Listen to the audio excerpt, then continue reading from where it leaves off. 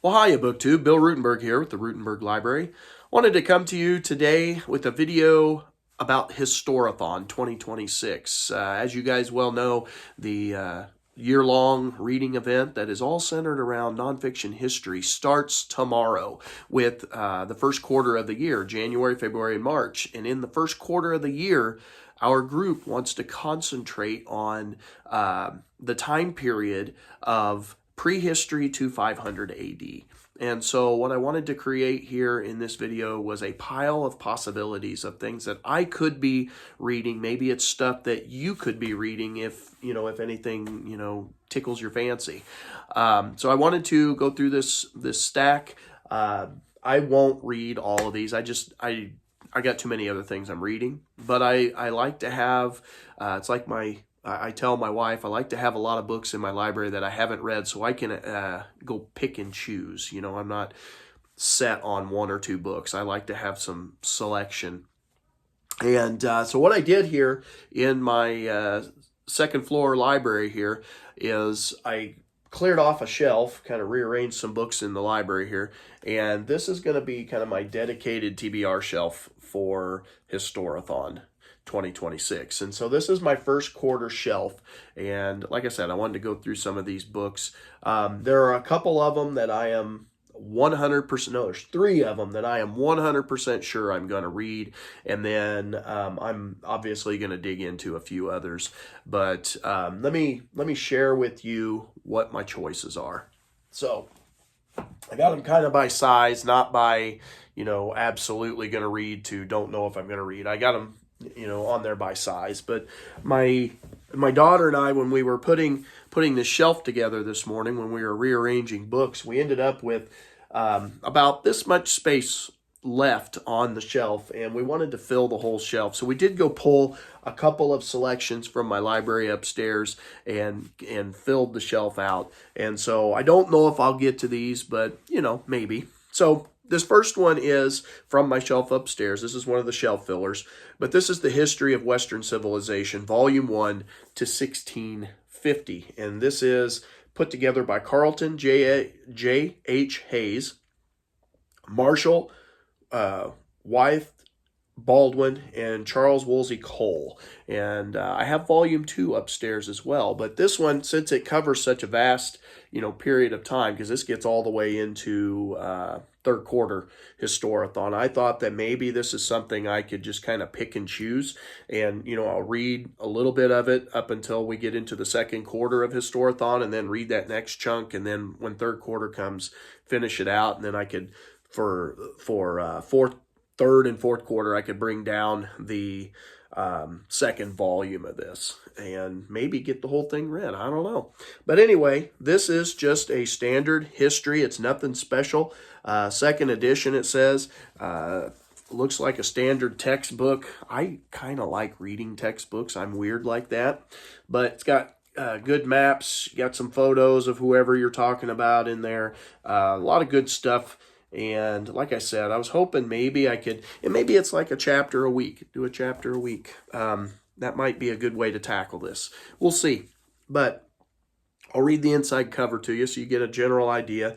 The second edition of this well-known 2-volume work presents substantial new material, particularly on post-World War II events, expanded bibliographies reflecting the latest scholarship, an updated list of European sovereigns, numerous revised maps, a new 2-page map, and several new illustrations. Europe, heartland of Western civilization, got that in some air quotes here, remains the major focal point of the text, from the wellsprings of classical antiquity to the space age. So I'm looking at that classical antiquity here for the first quarter. Its development is traced through careful integration of political, economic, and social factors with parallel currents in religion, philosophy, and the arts. All right, so I'm going to stop there because you kind of get the general idea. No, I'll skip down here. There's a part on just Volume 1. So Volume 1 covers ancient times to 1650.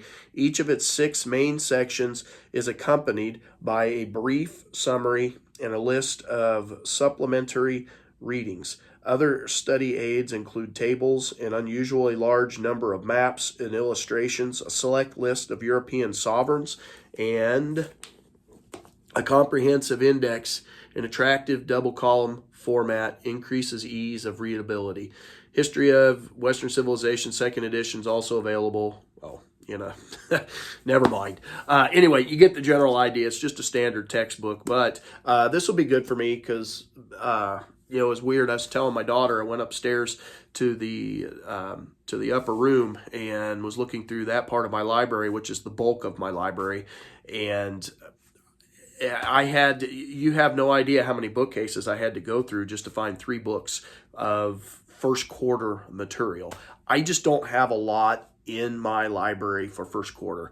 And so that was a little bit of an endeavor to do that. I'm sure there's a couple more because I still had several bookshelves to go through. But anyway, found enough to fill the bookshelf. Going to go through that, and that'll be good because it'll give me something to kind of build a time frame, build a timeline to work with in my mind. And it says it's got supplementary reading, so I'll have stuff to go explore. Obviously a little bit dated because the book is from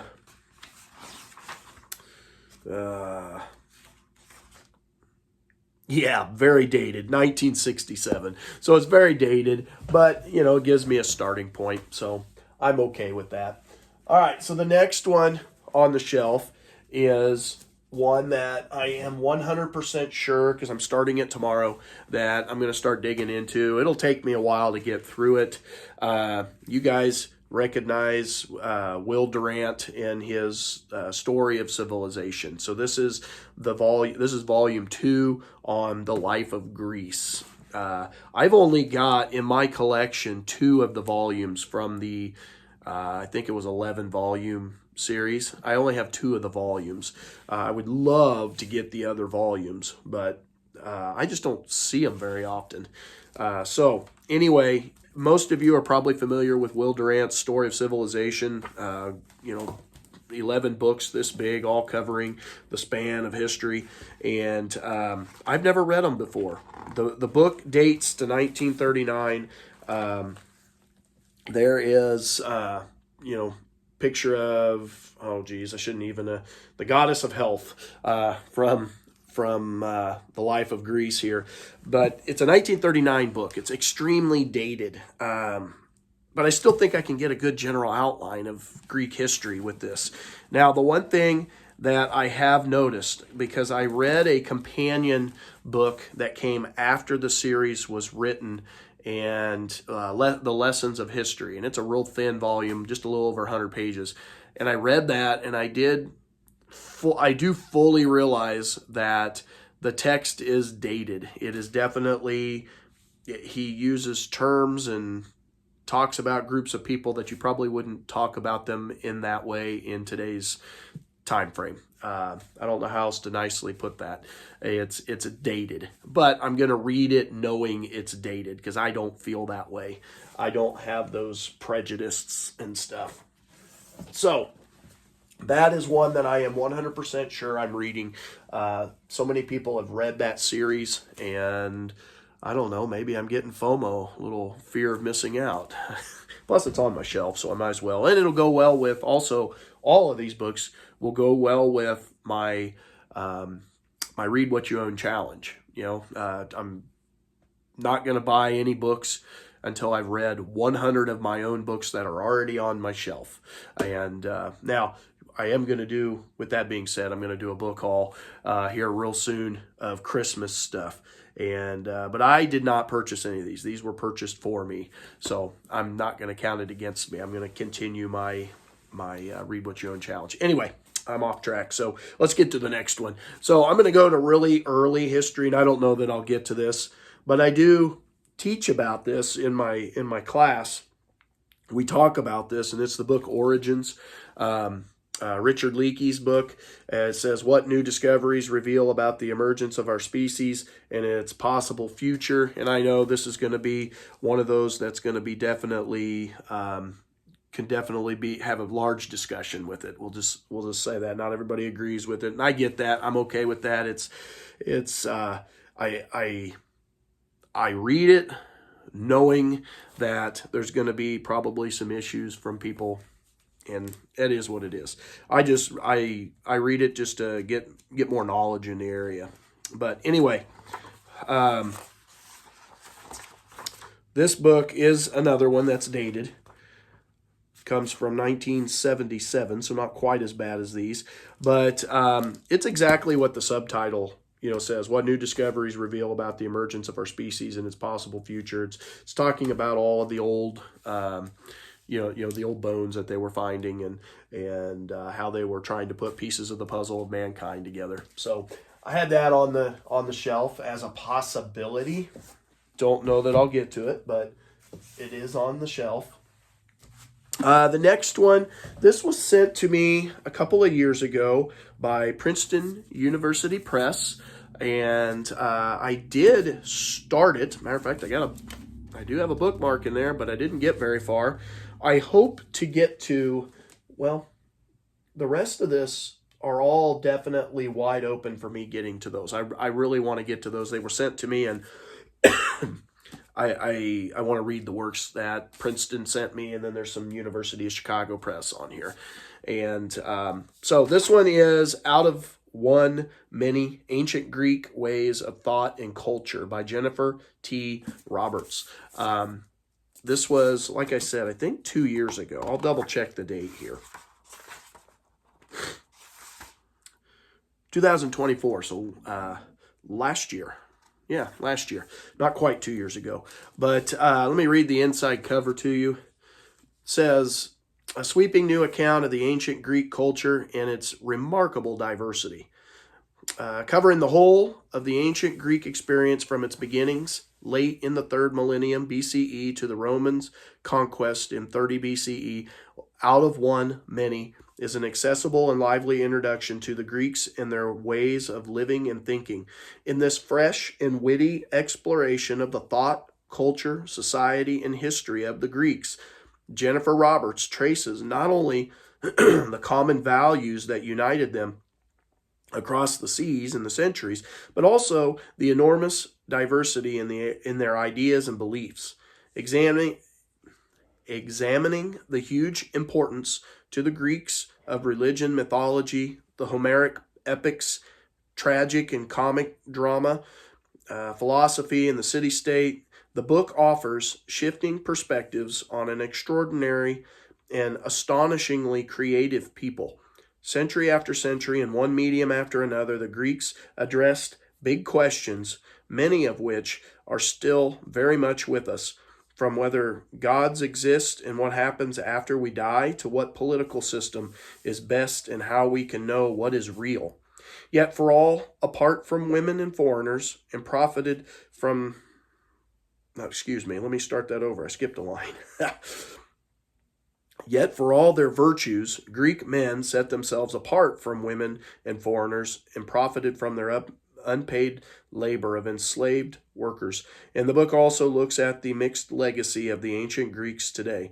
The result is a rich, wide-ranging, and compelling history of a fascinating and profoundly influential culture in all its complexity, and the myriad ways, good and bad, it continues to shape us today. Yeah, so like I said, I started this one, I started it last year, I think, or maybe it was the beginning of 2025. That's, I think, when I started this. But anyway, I started it, and then I put it down because I was reading so many other things. I didn't get back to it. But this is one that, since I've started it, I definitely want to, dig in that and put it on the, a little high on the priority list.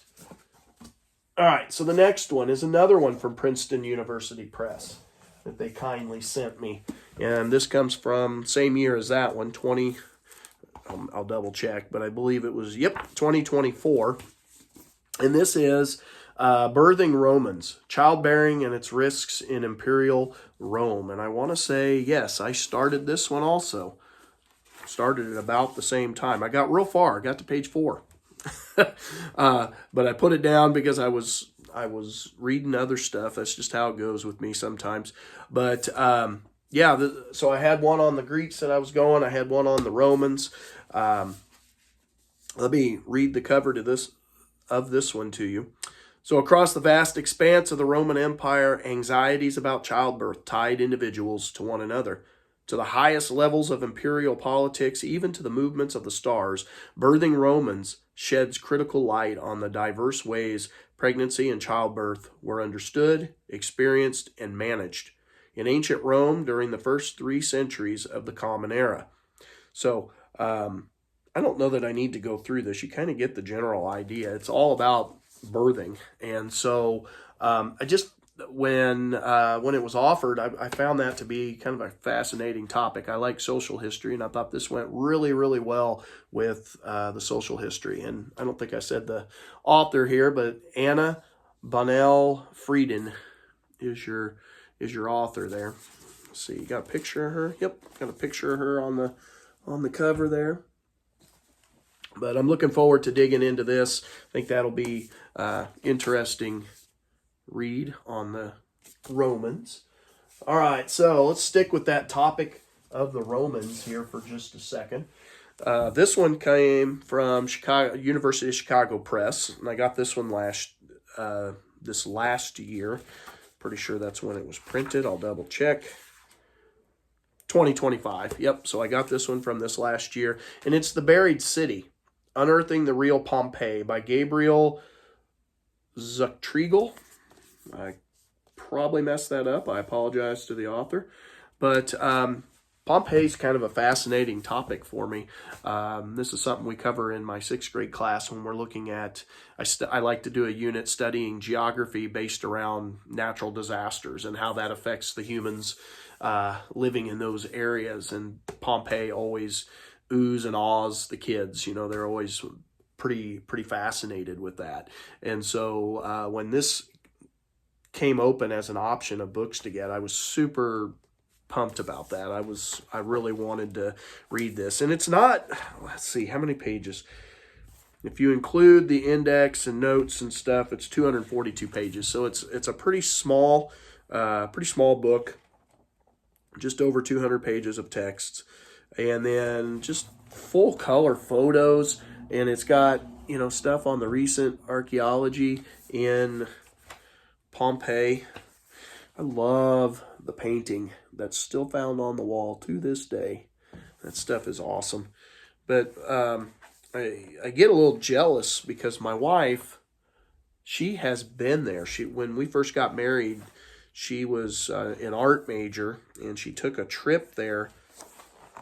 She took a trip there with her class for art and history, and I was stuck back home working, but she got to travel Italy for a couple of weeks, and Pompeii was one of their destinations. And so when I teach this in class, I use her photos from her class trip of Pompeii and, walking through the city. That's what I use in class when I'm teaching it and, show kids different things.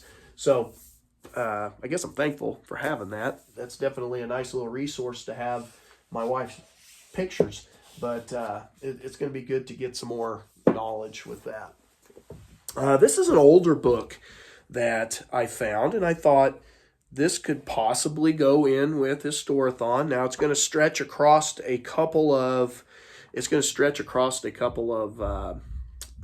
quarters. It's not just first quarter, but I wanted to throw it in there because it's more environmental because it's about volcanoes, but it's volcanoes in human history, so it's talking about the effects on humans. So I thought maybe I could squeeze this in. I'm probably stretching the boundaries a little bit with the history Historathon, because it's probably more science than that. But it's got chapter titles: The Bronze Age, Eruption of Terra, Destroyer of Atlantis, and Minoan Crete. So I mean, those are definitely places in human history where people were living, and so I felt pretty good on including this. Here's the eruption of Vesuvius, so that'll go with Pompeii.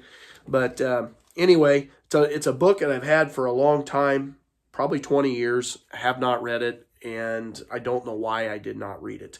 So Volcanoes in Human History, the Far-Reaching Effects of Major Eruptions by Gel Zalinga de Boer and Donald Theodore Sanders. Hopefully I was close on pronouncing those. Let me read the back cover to you. It says, when the volcano Tambora erupted in Indonesia 1815, as many as 100,000 people perished as a result of the blast and the ensuing famine caused by the destruction of rice fields on Sumbawa and neighboring islands. Gases and dust particles ejected into the atmosphere changed weather patterns around the world, resulting in the infamous year without a summer. In North America, the year without a summer in North America, food riots in Europe, and a widespread cholera epidemic. And the gloomy weather inspired Mary Shelley to write the Gothic novel Frankenstein. The book tells the story of 9 such epic volcanic events, explaining the related geology for the general reader, and exploring the myriad ways in which Earth's volcanism has affected human history. So there is a tie-in definitely to Historathon there. So I was real excited about that. When you talk about the Read What You Own challenge, that's one of our things. Go back and find those books that have been on your shelf for a really long time, and yet you have not picked them up. That would be one of them. All right, so this next one, I picked it up, I think it was last year, maybe 2 years ago. It comes from Overlook Press out of Woodstock in New York. It's a 2003 book, and this is The Spartans, the World of the Warrior Heroes of Ancient Greece by Paul Cartledge. And I've shown all these on the channel before at one time or another, but anyway, I showed this in a book haul, and it definitely sparked my interest because I've been teaching about the Spartans in my classroom in the last month or two. We've been talking about the Greeks, and the Spartans have been a topic of conversation. So I'm real excited to read this and just get some more knowledge for myself, because it's definitely an empty spot on my timeline. All right, next on the shelf is Populus, Living and Dying in Ancient Rome by Guy de la Badori. Hopefully I said that right. I apologize if I didn't. And this came from the University of Chicago Press. Real excited about this. They've been sending some good ones, and I've been trying to I've read a couple of them this last year, but the book, it's got great photos in the middle of it, talking about the Coliseum, and I want to read the back, but it's just a bunch of blurbs, and I don't want to read blurbs to you. But anyway, Populus, Living and Dying in Ancient Rome. So that's going to be a fun one, I think. All right, the University of Chicago Press sent me another one here. This is William O. Stevens' Marcus Aurelius, Philosopher, King. And this is from the, the Reaction Books, and is it an imprint of University of Chicago Press? Am I saying the wording on that right? Anyway, it's one of them that is attached to University of Chicago. This is one that you can find on there. It's in their catalogs right now, and real excited about that. It is a fairly thin volume, just over 200 pages. Let's see, the text runs 201 pages. So let me read the cover of this one to you. So it says, this book guides us through the fascinating life and writings of Marcus Aurelius, the only Roman emperor celebrated for centuries for his decency and earnest Stoic philosophy. Philosopher William O. Stevens explores Marcus's reluctant rise to power, his marriage, and his efforts to mold his son into a successor. He examines Marcus's Stoic tenets as he describes the struggles of dealing with a 15-year pandemic and the betrayal of a trusted general, social upheaval centered on a new superstition, Christianity, and how Marcus's determination to stabilize the empire's borders met with strife, broken treaties, and protracted wars. This gripping narrative of Marcus's lifetimes and thought, as well as his complex legacy, will appeal to all those interested in Roman history as well as to aspiring Stoics. So, looking forward to that. It's going to be a lot of fun, I think. All right, getting towards the end here. Thank you for staying with me if you have. This is another one from Princeton University Press, and they sent this one. I think this is a 2024. No, 2025. Must have been at the beginning of 2025. But it is What is Ancient History by Walter Scheidel. Scheidel. I know, and I haven't had a chance to watch the videos. I don't really want to watch the videos till after I've read the book, but there's a lot of videos that Princeton put up that are interviews with the author talking about this book. I've seen several of those, or I haven't watched them, but I've seen thumbnails for them. This one is, let's see, from one of today's most innovative ancient historians, a provocative new vision of why ancient history matters and why it needs to be told in a radically different global way. So this is just looking at first quarter as kind of a whole. That's why I was excited about it, because it's going to talk about several different groups. But it's easy to think that ancient history is, ancient history, obsolete, irrelevant, unjustifiably focused on Greece and Rome, and at risk of extinction. Excuse me. In What is Ancient History, Walter Scheidel presents a compelling case for a new kind of ancient history, a global history that captures antiquity's pivotal role as a decisive phase in human development, one that provided the shared foundation of our world and continues to shape our lives today. For Scheidel, ancient history is when the earliest versions of today's ways of life were created and spread, from farming, mining, and engineering to housing and transportation, cities and government, writing and belief systems. Transforming the planet, this process unfolded all over the world, in Eurasia, Africa, and the Americas, and often at different times, sometimes haltingly, but ultimately unstoppably. Yet it's rarely studied or taught that way. Since the 18th century, Western intellectuals have dismembered the ancient world, driven not only by their quest for professional expertise, but also by nationalism, colonialism, racism, and the idealization of Greece and Rome. Specialized scholarship is fractured into numerous academic niches, obscuring broader patterns and dynamics and keeping us from understanding just how much humanity has long had in common. The time has come, Scheidel argues, to put the ancient world back together by moving beyond the limitations of Greco-Roman classics, by systematically comparing ancient societies, and by exploring early exchanges and connections between them.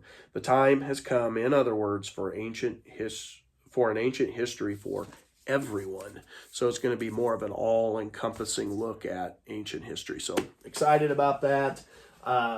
Thank you to Princeton University Press for that. Thank you to University of Chicago Press for those other couple of titles that they have sent me. I very, very much appreciate them sending those. It's been definitely something that has helped my knowledge for my classroom, and I want to be able to just share those with you guys.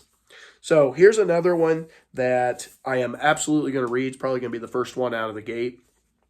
Over the last couple of years, I've been hitting Mary Beard books, and I've enjoyed her writing. Some of it, I'll be honest, some of the stuff she talks about is over my head, but it's giving me kind of a background in all of this stuff, and she studies it with kind of an all-encompassing look because she uses art and the statues and just the architecture and all that kind of stuff that's been left behind. And she uses that to help tell that story. Not that nobody else does, but some histories only talk about war and violence. You guys know how that goes. She includes more than that, and it's been really good. I read her SPQRs this last year for 2025, and finally finished the thing. It took me a while to get it finished, but the last 1/3 of the book was absolutely awesome. Talking more of a social history side of things, that really picked up the pace for me, and I loved her work. So I'm going to read The Coliseum, and it's by Keith Hopkins and Mary Beard. It's a really thin, real thin volume. It's got 214 pages, chock full of photos throughout. As you can, hopefully you can kind of see that. There's pictures all through it. Let's see, I'll read the back. This lively book carries the reader painlessly through a complex record of legend and history, and by the end, the authors have touched authoritatively on architecture, mythological spectacle, and imperial patronage, gladiators, sadism, and early Christianity and the modern romantic impressions. A delightful and instructive account, and that's a blurb from G.W. Bowerstock. But just looking forward to that. I think it's going to be a quick, easy read that will, really kickstart my first quarter Historathon. So this one and The Life of Greece are the two that I'm going to read right out of the gates and get going on. And then the last book that I've got on the shelf. So recently in our Discord, we have seen a lot of discussion about, do we count Homer's The Iliad and the Odyssey towards Historathon 2026? And I don't think we do for the first quarter. But can you read it? Well, first of all, it's your reading. You can decide whatever it is you want to read. But if we're getting real technical, it's not necessarily nonfiction. It's got a lot of fiction to it. You got the gods and goddesses at work in these books. And so what we have definitely decided as co-hosts is Homer's The Iliad and the Odyssey are going to be more of the side quest. So we wholeheartedly say go for it, read it, but it just won't count for first quarter like towards your one book for Historathon. It's more of a side quest thing because you do get a feel for what the culture was like in the era based on these writings. But there's so much unknown about Homer's The Iliad and the Odyssey.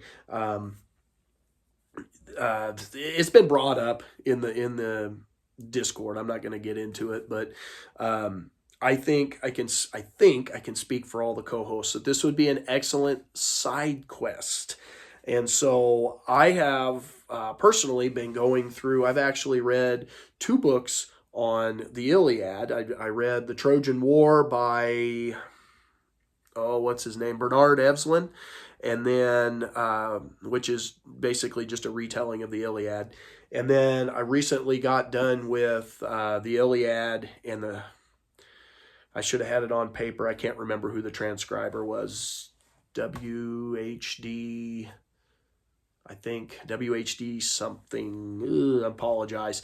But anyway, I've went through the Iliad myself. Obviously, it's not first quarter. But in the first quarter of the year, I have on the docket to do the Odyssey. And I have this copy, and then I have I have also on audio, because I just found this. I forgot I had it. But on audio, I've got that WHD. I cannot remember his name, but I have that set to go for this quarter. And I'm going to listen to it, but it's not going to count towards my first quarter. It's going to count as a side quest of, studying the Greeks. So I hope that answers some questions. So this is, like I said, the Odyssey by Homer. It is going to be my side quest for first quarter Historathon. So, BookTube, this has been my first quarter Historathon pile of possibilities. Hopefully, maybe you've found some that you could find on your own shelves or find at your local library. We've got some older stuff, and then we've got some brand new stuff out just the last year or two. So plenty of old and plenty of new. A lot of Greek and Roman, and I went this route not because I think they're necessarily more important than other areas of study, but these are some things that I teach in my world history. So I'm going to be kind of double dipping, not just for my reading event, but it's also helping my knowledge for my classroom, which is how I do most of my reading. I try to pick stuff that I'm going to be able to use with the kids. So anyway, BookTube, I hope you've enjoyed this. Thank you for watching. If you've made it this far, I really appreciate it, and hope you found some titles. And until next time, happy reading.